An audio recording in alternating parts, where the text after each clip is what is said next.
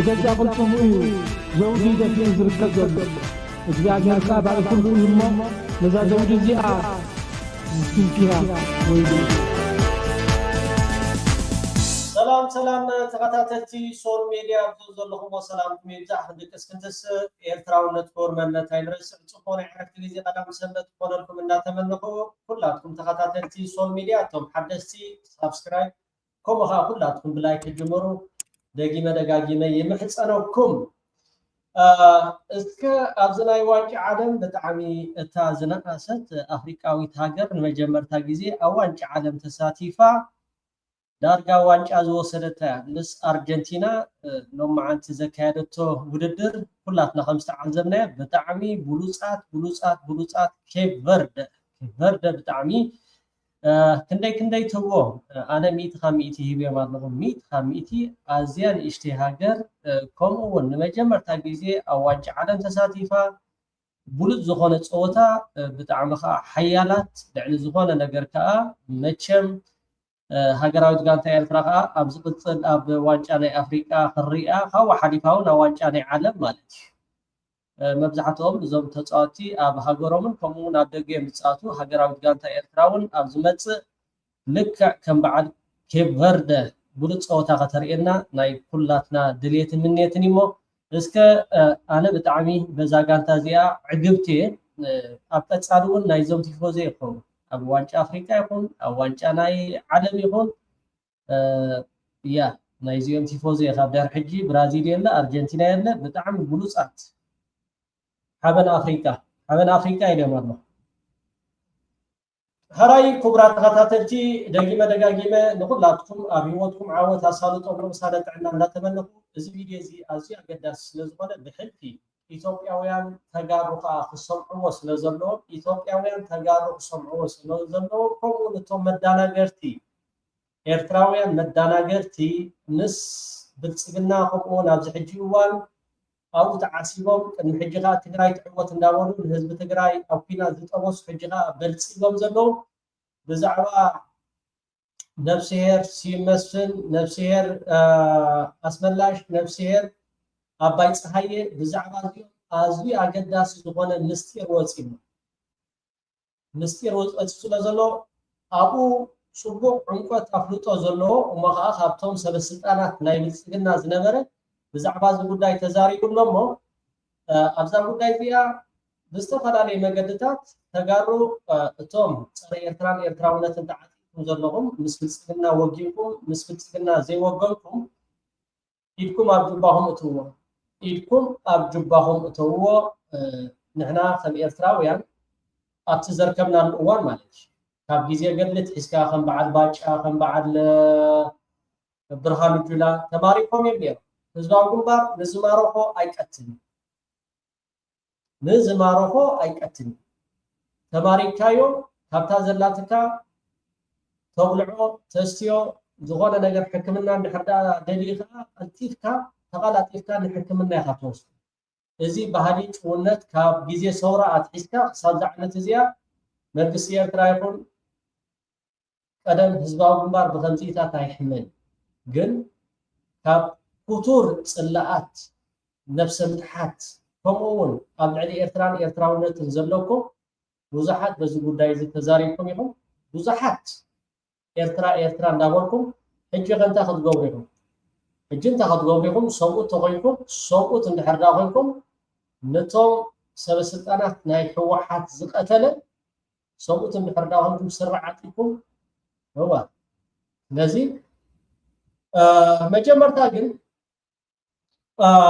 ብጣዕሚ እዚ ትሪእዎ ዘለኹም ሱዳናዊ መሐመድ ዓብድሰላም ካብቶም ናይ ሰብኣዊ መሰላት እንዳበለ ንኤርትራ ራፖርት ዝሕልፍ እሞ ከዓ ሱዳናዊ ተባሂሉ ሱዳን ኣብዚ ሕጂ ሰላም እንዳተጓናፀፈት ትኸደሉ ዘላ እዋንን ሰዓትን መንግስቲ ኤርትራ ዓብ ታራ ተፃዊቲ ህዝቢ ኤርትራውን ዓብ ታራ ተፃዊቲ እዚ ሱዳናዊ ዝግን ቀፃሊ ኣብ ልዕሊ ኤርትራ ብዘቕርቦ ብደፀንሐ ናይ ሂማን ራይት ኮንስል ፀሓፍ ኮይኑ ማለት እዩ ሕማቅ ኣብ ልዕሊ ኤርትራውነትን ክሰርሕ ዝፀንሐ ሕጂ ክቅየር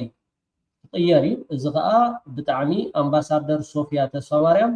ፅቡቅ ስራሕ ክቅየር እዩ ካብቶም ሕፅያት ቀሪቦም ዘሎ ግን ምድቃስ ዝበሃል የለን እታ ኣብ ኔዘርላንድ ዘላ ማለት እዩ ትፈልጥዋ ይኹም ኩላትኩም ምስቶም እምኒ ዝዳራበዩ ዝነበሩ ኣብኡ ተሓፅያ ስለ ዘላ እቶም ተሓፅዮም ዘለው ካብ ጋምቢያ ካብ ጆርዳን ካብ ኢንድያ ህንዲ ካብ ዳች ሚሪያም ቫን ራይስ ትፈልጥዋ ይኹም ፕሮፌሰር ሚሪያም ቫን ራይስ ብጣዕሚ ኣብ ልዕሊ ኤርትራ ዘለዋ ፍቱር ፅልኢ ምስቶም ኣድግን ሓመዱ ካብኦም ፈሊኻ ይትሪአን ኢኻ ኣብዚ እውን ኣብ ሕፅያት ቀሪባ ኣላ ካብ ታንዛንያ እውን ኣሎ ካብ ሩዋንዳ እውን ኣሎ ካብ ግብፂ ኣሎ ስለዚ እቲ ግብፃዊ ክምረፅ ክኽእል ኣለዎ እቲ ግብፃዊ ተመሪፁ ነዚ ጉዳይ እዚ ከዓ ነዚ ሱዳናዊ መሐመድ ዓብድሰላም ክጓሓፊ መተካእታ ካልእ ክመፅእ መተካእታ ካልእ ክመፅእ ጥራሕ ዘይኮነስ እቲ ከይዚ ኣብ ልዕሊ ኤርትራ ክቅፅል ዝፀንሐ መንግስቲ ኤርትራ ቀፃሊ ጎስጓስ ወይ ከዓ እቲ ሕቶ ከቅርቦ ዝፀንሐ እዚ ክዕፆ ክኽእል ኣለዎ እዚ ትካል እዚ ፀብፃብ ሃገራዊ ኣገልግሎት ደው ይበል ኣብ ኤርትራ ከምዚ ይግበር ገለ እንዳተባሃለ ዝግበር ፀብፃባት እንታይ ዳ ሃገራዊ ኣገልግሎት ደው ኢሉ ብኢድናን ብእግርናን እሞ ከዓ ኢትዮጵያ ለይትን መዓልትን ኣብ ልዕሊ ኤርትራ ትብሎ ዘላ ኩነታት ርዱእ ነገር እዩ እዚ ከዓ ኩሉ ነገራት ብሮትኩም ኣራግፎም ሞ ኢትዮጵያውያን ባቃ ሰተት እንዳበሉ ኣስመራ ንክኣቱ እዩ ንሕና ኤርትራውያን ናይ ብረት ወልፊ ስለ ዘለና ተገዲድና ተዘይኮይና ምርጫና ኩናት ኮይኑ ይፈልጥኒ ግን ኢትዮጵያ ቀፃሊ ኣብ ልዕሊ ኤርትራ ክትገብሮ ዝፀንሐት ሃይ ኩናት ሃይ ሰላም ጌርካ ንመንእሰይ ኤርትራ ተዘቂቑ ከም ዝወፅእ ብድሕሪኡ እውን መንግስቲ ኤርትራ ኣማራፂ የብሉን እቲ ዘለዎ ሰራዊት ግድን እዩ ኣብ ድፍዓት ክሕሉ ግድን እዩ ከዓ ንዝመፆ ነገራት ክንበልዓኩም ኢና ክንጥሕረኩም ኢና ክንክስትረኩም ኢና እንዳበሉ ኢድካ ጣሚርካ ይትሪእን ኢኻ ግን እዚ ሂማን ራይት ተልእኮ ናይ በዓል እስራኤልን ናይ በዓል ኣሜሪካ ክፍፅም ዝፀንሐ በል ተባሂሉ ከዓ ከም ፓፓጋሎ መሐመድ ዓብድሰላም ናቱ ፀሓፉ ኮይኑ ክሰርሕ ዝፀንሐ ሕጂ ዓበ ዓወት እዩ እዚ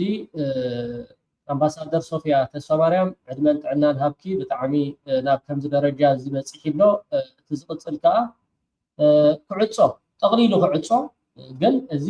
ንክቕየር ኤርትራ ዓብ ድፍኢት ወይ ከዓ እቲ ክገብሮ ዝፀንሐ ዘይሓላፍነታዊ ወይ ከዓ እቲ ክገብሮ ዝፀንሐ ፀብፃባት ጌጋ ሓበሬታይ ብምሃብ ኤርትራ ቀፃሊ ስምዕታ ከተቕርብ ፀኒሓ ነቲ ስምዕታ ከዓ ሕጂ ብምቕያር ኢሎም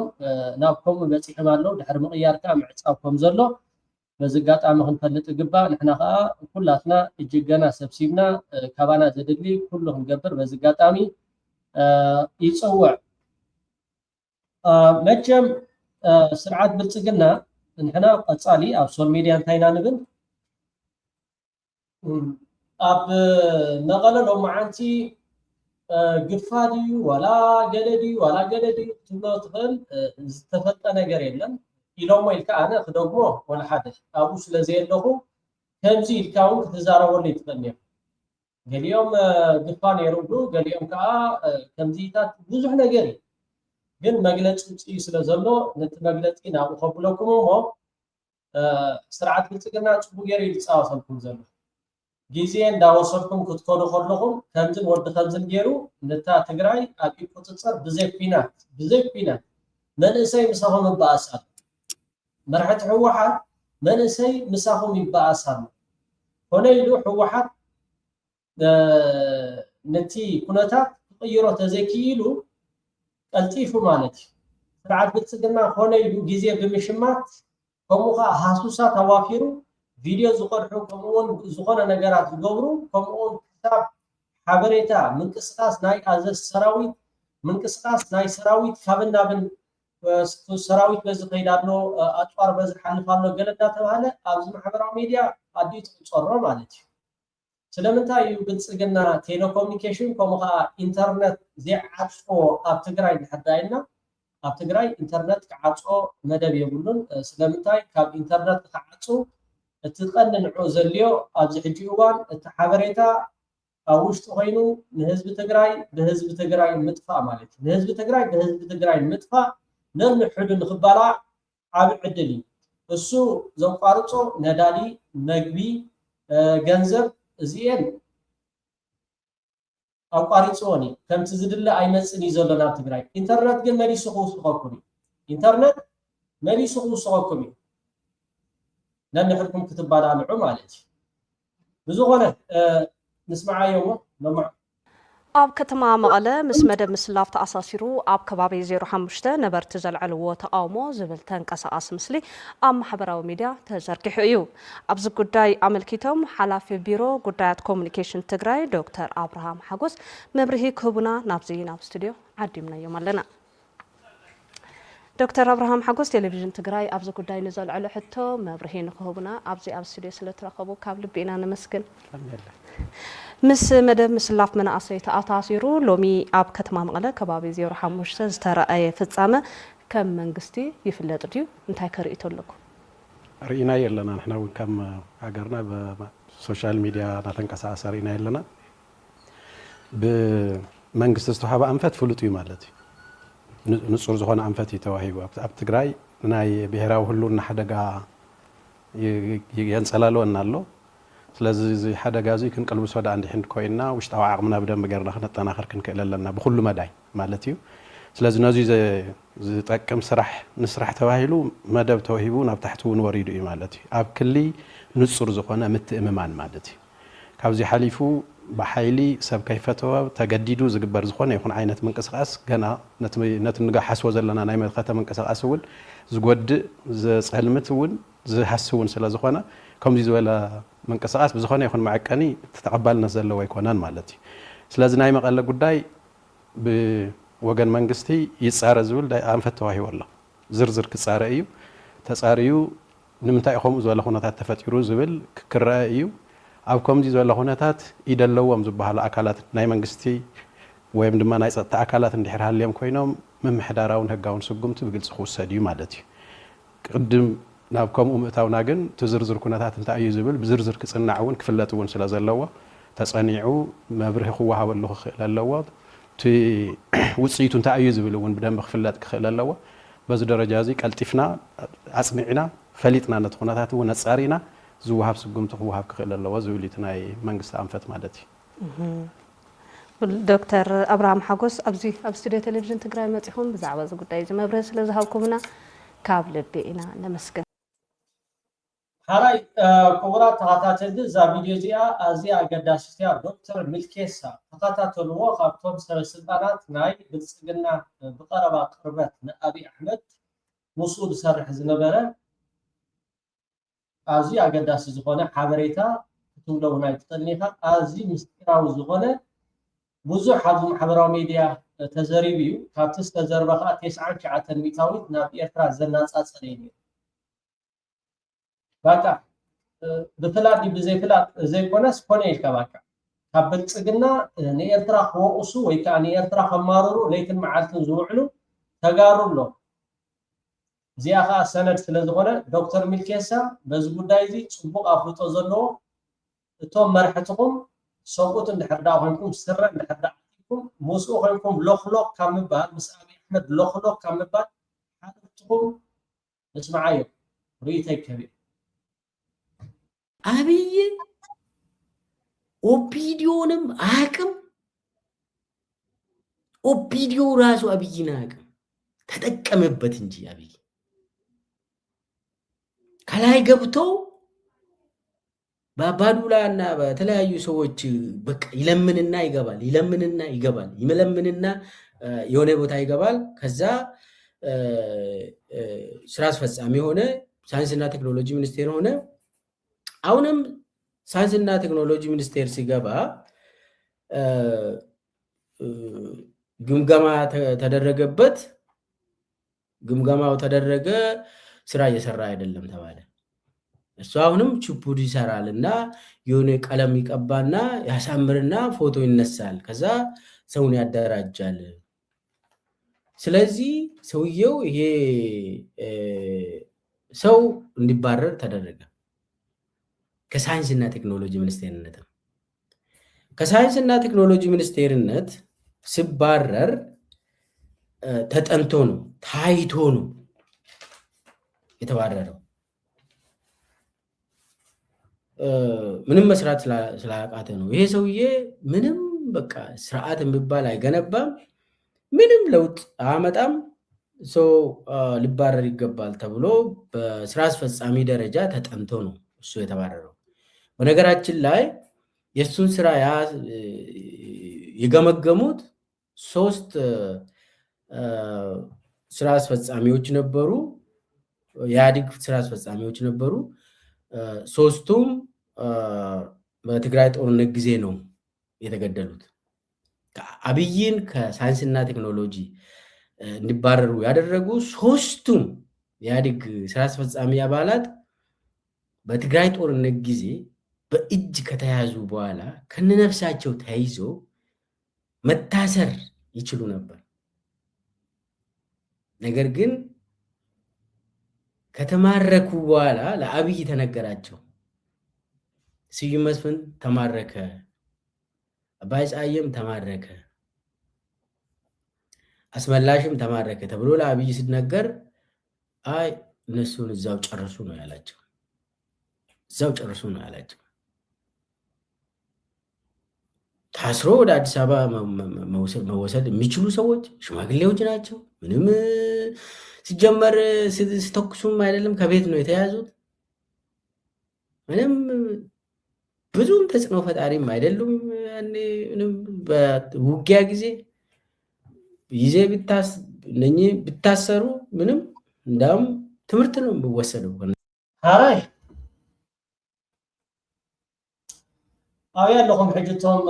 ኣብ ኣዲስ ኣበባ ዘለኹም ተጋሩ ምስ ኣብይ ኣሕመድ ዓስኪርኩም ዘለኹም ማዕረኽንደይ ወራዳታት፣ ማዕረኽንደይ ውርደተኛታት፣ ማዕረኽንደይ ከዓ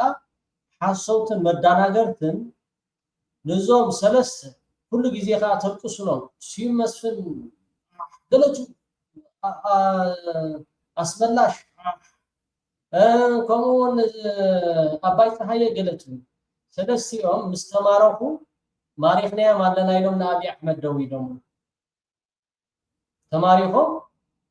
ብሕጊ መሰረት ናይ ምሩኽ ኣገባብ ኢኻ ትገብረሎ። ኣብይ ኣሕመድ ግን እንታይ ኢሎም ቅድሚኡ ኣብቲ ሳይንስን ቴክኖሎጂን ከለዉ ህወሓት ኣብ ስልጣን ከሎ 3ኦም ካብ ስልጣን ዘባረርዎ ማለት እዩ ገምጋም ገይሮም ማለት እዩ። ኣብይ ኣሕመድ ስኢሉ ትርጉም ከም ዘይብሉ ፈሊጦም ስዩም መስፍን ኣባይ ፀሃየ ኣስመላሽ 3ኦም እዮም ገምጊሞሞ ካብ ስራሕ ኣባሪሮሞ ኣብ ክሩምቲ ሒዝዋ ንዑ ደው ኢሎም ምስ ተተሓዙ ሒዝናዮም ኣለና ረሽንዎም ኢሎም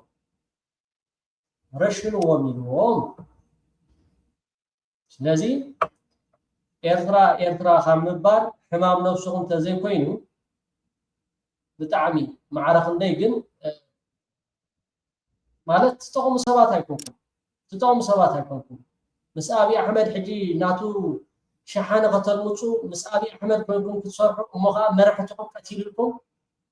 መራሕትና እናበልኩም ስእሎም ገቲርኩም ለይትን መዓልትን ክትዛረቡ ነፍስኩም ገብረልኩም ኣብ ኩናት ኖርማል ክትቅተል ትኽእል ኢልካ ትህብ ክትሃድም ትኽእል። እዚ ንቡር ነገር እዩ። ዝተማረኸ ግን ኣይቅተልን። ህዝባዊ ግንባር ቀቲል ይፈልጥ እዞም ኩሎም ኣዘዝ ሰራዊት ናይ ኢትዮጵያ ዘሎ ኣዘዝ ሰራዊት ህዝባዊ ግንባር ዝማረኾም እዩ። ኣብ ልዕሊኡ ኣስዩ ኣፋኒዎ ከምኡ ሕጊ ናይ ኤርትራ ከምኡ ግን ንስኻትኩም ግን ኤርትራ እንዳበልኩም ለይትን መዓልትን ትዛረቡ ነይርኩም። ኣብይ ኣሕመድ ረሽንዎ ኣብ ኩናት ኣይኮኑን ሞይቶም ተታሒዞም ነይሮም ግቡእ ከዓ ክገብረሎም ነይሮም ኣይገበረን። መታሰር ይችሉ ነበር እሱ የተባረረው። በነገራችን ላይ የእሱን ስራ የገመገሙት 3 ስራ አስፈጻሚዎች ነበሩ፣ የኢህአዴግ ስራ አስፈጻሚዎች ነበሩ። 3ቱም በትግራይ ጦርነት ጊዜ ነው የተገደሉት። አብይን ከሳይንስና ቴክኖሎጂ እንዲባረሩ ያደረጉ 3ቱም የኢህአዴግ ስራ አስፈጻሚ አባላት በትግራይ ጦርነት ጊዜ በእጅ ከተያዙ በኋላ ከነነፍሳቸው ተይዞ መታሰር ይችሉ ነበር። ነገር ግን ከተማረኩ በኋላ ለአብይ ተነገራቸው። ስዩም መስፍን ተማረከ፣ አባይ ፀሐይም ተማረከ፣ አስመላሽም ተማረከ ተብሎ ለአብይ ሲነገር አይ እነሱን እዛው ጨርሱ ነው ያላቸው። እዛው ጨርሱ ነው ያላቸው። ታስሮ ወደ አዲስ አበባ መወሰድ የሚችሉ ሰዎች ሽማግሌዎች ናቸው። ምንም ሲጀመር ሲተኩሱም አይደለም ከቤት ነው የተያዙት። ምንም ብዙም ተጽዕኖ ፈጣሪም አይደሉም። በውጊያ ጊዜ ብታሰሩ ምንም እንዳውም ትምህርት ነው የሚወሰደው ከነሱ ብታሰሩ እና በፍርድ ቤት ደረጃ ችግራቸው ታይቶ ቢፈረድባቸው ትምህርት ነው የሚሆነው እንጂ ለአብይ ራሱ ይጠቅም ነበረው። እዛው ጨርሳቸው ብለው ያው ያኔ እነሱ ቢሮ ማሳመር ብቻ ነው አንተ ስራ የቺፑድ ሰርተ በቀል ቀለም ምናምን መቀባት ነው። ስርዓትን እየገነባ አይደለም። ይሁን ትላለ ዝም ብለህ ሰው እንዲያደንቅ ነው የምትፈልገው። አሁን አብይን እያደረገ ያለውን ነው እነሱ ያኔ የነገሩት። አንተ የሰው ማለት የስራ ሰው አይደለም፣ አገርን አትለውጥም፣ ሚኒስቴር መስሪያ ቤትንም አትለውጥም። ስለዚህ አንተ እንደውም የወረዳ አስተዳደር መሆን አትችልም ብለው ነው ያባረሩት። ያችን ቂም ይዞ ገደላቸው። እኔ ታስረው ለፍርድ ቢቀርቡ ይቻል ነበር። ሰው ስለሆኑ አንዴ ከያዝከው ይሄ የጦር ወንጀል ነው። ከማረክ በኋላ ሰው መግደል አትችልም።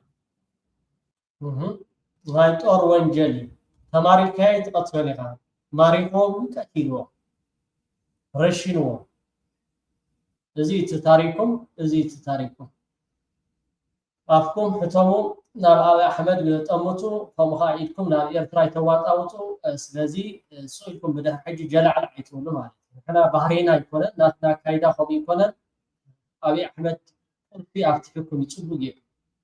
እቶም ምስኡ ወደኽደኽ ትብሉ ዘለኹም ተጋሩ ማለት እዩ። የፈለገ ጠላት ቢሆን ማረክ በአንተ እጅ ናቸው አይደል? ከዛ በኋላ ቀጥታ ማሰር ትችላለህ። ግን አብይ ያኔ እንደዚህ ያደረገ ኦኬ። አሁን ከሳይንስና ቴክኖሎጂ ተባረረ። ሓራይ ክቡራት ተኸታተልቲ ዶክተር ሚልኬሳ ተኸታተልዎ ኢኹም ካብቲ ምስኦም ስለ ዝነበረ ምስግና እቲ ሓቀኛ ምስጢራዊ ሰነዳት ቀፃሊ ዝርግሒ ተኸታተልዎ። ቴንክዩ ዶክተር ሚልኬሳ። ክቡራት ተኸታተልቲ ኣብ መጨረሻ ላይክ እንዳገበርኩም እስከ ናይዞም ደንበ ዕነኻ እስከ ደንበ ማይበላ ደንበ ዕነ እንታይ ምትናቶምስ ወላ ሓደ ግዜ ስግርም እዩ ዝብለካ። እስከ ንስማዓዮ እቲ ሕቶና ረዱ እያ ዓዊታ ንኣብነት ወላ ሓንቲ ኣብቲ ግንባር ኢና ንሓትት ዘለና ንሕና ብብረታዊ የለን እንድሕር ኮይኑ ዓቕሚ የብሉ ደንበ ተቃውሞ ከምዚ ክገብር ከምዚ ክገብር ኩሉስ ክዝርዝሮ ፀኒሑ ፓንዳ ዓቕሚ ትበሃል ከምዘይብሉ ዝደንበ ተቃውሞ ኣይናይ ዳሞ ይኸብድ ኣብ ኤርትራ ብገንዘብካ ጌርካ እትደልዮ ዘለካ ነገራት እንዳገበርካ ክትከይድ ወይሲ ወላ ብሎጂስቲክስ ኣይናይ ዝበዝሐ ወፃኢታት ዘለዎ ኣብ ዓዲ ብገንዘብካ ክትሰርሕ ዲ ዝያዳ ወፃኢታት ዘለዎ ወይሲ ኣብ ግንባር ኮንካ ምስቲ ስርዓት 5 ዓመት ዲ ክወስደልካ 10 ዓመት ዲ ክወስደልካ ክንደይ ዓመት ክወስደልካ ዘይፍለጥ ውግእ ኣይናይ ዝያዳ ቁጠባካ ዝበልዕ ኣብዚ ኸይና ኣብ ኤርትራ እንገብሮ ብዝተፈላለየ መገዲ ብዘየገድስ እሱ ዲ ፀጋታትካ ዝያዳ። ምክንያቱም ባንዳ እንታይ ዝብል ዘሎ ንዕኡ ክንገብርሲ ባጀት የብልናን ዓቕሚ የብልናን ደንበ ተቃውሞ ብኤርትራ ዝኾነ ነገር ክሰርሕ እዩ ዝብሎ ዘሎ። ኣይናይ ዝኸብድ ካብ ክልቲኡ ኣብ ድፋዕ ኬትካ እተውፅኦ ወፃኢታት ዲ ዝኸብድ ወይሲ ኣብ ዓዲ እተውፍረ ወፍሪ። ስለዚ እተን ሕቶታተይ ኣነ ኣብኣ ከለኹ ከቐምጠን እየ ዓዊታ። ቀዳይ ነገር ኣፍልጦ ተዋሂብዎ ድዩ እዚ ግንባር ብዛዕባ ግንባር ኢና ንዛረብ ዘለና ብዛዕባ ህዝባዊ ብዛዕባ ብረታዊ ቃልሲ አንጻር ስርዓት ግደፋ ኣይኮና ንዛረብ ዘለና። ኣፍልጦ ተዋሂብዎ ድዩ መንግስቲ ኢትዮጵያ ነንባዕሉ ስምምዕ ከም ዘይብሉ እቶም ኣባላት ይነግሩና ኣለዉ። ነንባዕሉ ስምምዕ ዘይብሉ ወተሃደራት መሪሑ ዓወት ከምፅእ ይኽእል እዩ። ምስ ትግራይ እንድሕር ስምምዕ ዘይብሉ ብዘይ ካብ ትግራይ ኣብ ካልእ ማዓስከራት ጌርካ ኸ ንኤርትራ ከተጥቅዕ ዲ ክትኣቱ ዲሲ ብዘይካ ብትግራይ ካልእ ኣማራፂ ኣሎ ድዩ? ዓፋር እያ ዓፋር እንተደኣ ኮይና ከዓ እቲ በረኻታት ናይ ዓፋር ናይ ከምኡ ዓይነት ተመክሮ ዘሎ ኣካል ኣሎ ዲ በቲ ሰሃራቲ አንጻር ስርዓት ግደፍ ብኡ እንዳተቃለሰ በዚ ደንከል ንስርዓት ግደፍ ከውድቕ ዝሓስብ ማለት ስርዓት ግደፍ ወላ ባጽዕ ኮፊል ተጸቢካ ነዚ ሁሉ በረኻታት ወዲካ በእግርኻ ከማን ክትኣትወሲ ምስ ትግራይ ንድሕር ስምምዕ ዘይብልና ኣብካ ብዓፋሪቲ ሓደ ማራጺኻ ዘለካ ብዓፋር ተኽእሎታት ኣሎ ዲ እዚአን ሰለስተ ገደስቲ ሕቶታት እቲ ራብዓይ ክሳብ ክንድኡ ዝኣኽሉ ንብረታዊ ቃልሲ ዝኾኑ ክኢላታት ኣለውና ድዩ ወታደራውያን ንበሎ ቅርፂ መሬት ዝፈልጡ በሎ ኣብ ውግእ ዝጸንሑ ከዓ ኣብ ኩናት ዝጸንሑ ብፍላይ ክሳብ ዚ ኩናት ትግራይ ዝነበሩ ናይ ቀረባ እዋን ተመክሮ ናይ ውግእ ዘለዎም እዞም ኣብ ስደት ዘለዉ 20-30 ዓመታት ካብ ውግእ ተፈልዮም ዝነበሩ ይኮኑን ዘገድሱኻ መበል ሓምሻይ ሕቶይ ክንድኡ ዝኣኽሉ መንእሰያት ከለዎ ኻርዮም ነዚ 30 ዓመታት ኣብ ኮንጎ ተኸዲኑ ኣብ ድፍዓት ዘሎ ሰራዊት ናይ ሻዕብያ ክምክቱ ዝኽእሉ ክንድኡ ዝኣኽሉ ሰራዊት ኣለዎ ኻርዮም ዘምጾ ሕጂ ብውሽጢ ዓዲ ኢሳያስ ወይ ከዓ ስርዓት ህግደፍ ሕጂ ረኣይዎም ደይ ስንኻ ደንጎላ ቆርጥመሉ ደይ ስንኻ እዞም ኣብ ደገ ዘለና በጀካ ኣጅኹም ክንብለኩም ኣብ ድሕሪ ስክሪን ኮይና ክንዛረብ ከምኡውን ኣጅኹም ተለዘይኮይኑ ሕጂ በቃ ንኣሽቱ መንእስያት ኣብ ኩናት ኣብዚ ናይ ትግራይ ናይ ኤርትራን ዝነበረ ኤርትራውያን ንዓኣቶም ኣብቲ ኩናት ንምስላፍ ደኣ እምበር ንሕና እዞም ኣብ ዲያስፖራ ዘለና ኣይንኸይድኒና ኣይንዋጋእኒና ብልኹም ኣለዎ ማለት እዩ ስለዚ መንእሰይ ኤርትራ ተጠንቀቐሎም በዓል እዚኣቶም ጨሪቀ በላዕ ኩላ ሓደ ነይሩ ናብዚ ኢትዮ ቲቪ ቃለ ምሕተት ኣካይዱ ነይሩ ትማሊ ዲብቕ ትማሊ ሓደ ካብዞም ሰምሰርቲ ሰባት ደሰጋግር ዝነበረ ማለት እዩ ከም ጻልኩም ቃለ ምሕተት የካይድ ነይሩ ስለዚ መንእሰይ ኤርትራ ተጠንቀቕ በዚኦም ንወዲ ከምዚኦምን ኣይትደናገር ክወድቕ ኣይክእልን እዩ 44 ነጥብ በሉ ዝወድቕ ነይሩ እንተዝኾን ብውሽጢ ንልዕሊ 35 ዓመት ዘይተኸየደ ኦፊሳት የለን ሰላማዊ ሰልፊ ዘይተኸየደሉ ቦታ የለን ኣብ ዓዲ እውን እቶም ዝፈተኑ ኣብኣ ከለዉ እዮም ተኸርሽሞም ስድሪ ከይከዱ ሕጂ ተፈቲኑ እኮ ብዙሓት ፈቲኖም ግን በቃ ክዕወትሉ ይከኣሉ ይምድብዎ ገና ኣብቲ ነገራት ከይበፅሖ ከሎ በተሰለያዊ መርበቡ ይበፅሖ ጥዋዕ ብለካ ስለዚ ክንድኡ ዝኸውን ዓቕሚ የብሉን ደንበ ፍትሒ ብውሽጢ ክተዕንዎ ተኮይንካ ንስርዓት ህግደፍኮ ማዕሪኡ ፓወር ክህልወካ ኣሎ ናይ ሰልያ መርበባት ናይ ድሕነት ናትካ ኣዝዮም በላሕቲ ኣዝዮም ሓያላት ሰባት ክተፍርለካ እዚ ደንበ ፍትሒ ኣለዎ ዲ የብሉን ገይሩ እውን ኣይፈልጥን ሰልያ ዝበሃል ገይሩ ይፈልጥን እንታይ ሰልያ ኣለዎ እንታይ ዓቕሚ ኣለዎ እንታይ ባጀት ኣለዎ ሰልያዊ መርበብ ጌርካ ንሓደ መንግስቲ ዕልዋ ጌርካ ለውጢ ክተምፅእ እንድሕር ኮንካ ኮ ኣትሊስት ናተይ ትብሎ ባጀት ከማን ባጀት እዛ ናይ ጁባ ገንዘብ እውን ኳይ እኩብ ድምር ዘይብልና ብኸመይ ኢኻ ትምፆ ብኸመይ ኢኻ ትሰርሖ ነንባዕልኻ ኣይኮነን ናብ ኤርትራ ሰልያ ኢሎም ሰይዶሙኻ ሲ ናብ ኣዲስ ኣበባ ሰይዶሙኻ ከማን ይሸገር ሰልያ ተታሒዛ ናብ ኤርትራ ትምለስ ቃልስስ የዋፅእ ብረታዊ ቃልሲ ጌርካ ንህግደፍ ክትኣልዮ ትኽእል ዲኻ ዝብል ሕቶሲ ንዑ ይምልሰልካ ኣለኹ ብዘይካ ብብረታዊ ቃልስስ ብካልእ ክትኣልዮ ይትኽእልን እንታይ ደ መረዳእታታት እኒክበካ ፀኒሐ ሰልያ መርበብ የብልካ ዓቕሚ የብልካን ብውሽጢ ሰባት ወዲብካ ነቲ መንግስቲ ክትኣልዮሲ ዓቕምን ብቕዓትን የብልካን ኢለካ ስለዚ እታ እንኮ መራፂ ዘላትካ ብረት ተሰኪምካ ድፋዕ ሒዝካ ኢኻ ክትኣልዮ ትኽእል بحيل سلطان زحزة بحيل طرح يزله كل مفتح يقول بقى بحيل انا بحال صار لك على دي تجرينيا سيلك ስለዚህ መንእሰይ ተጠንቀቕ እዚኣቶም ትርጉም ዘለዎም ኣይኮኑን ናብራኻ ሂወትካ ግበር ሳይፍለካ ዝደሊ ክቡራት ተኸታተልቲ ደጋጊመ ኣብ ዘለኹም ሰላምኩም ይብዛሕ ንቅስት እንትስ ኤርትራውነት ክቡር መንነት ኣይንረስዕ ሰሰናይ ፅቡቅ ናይ ዕረፍቲ ግዜ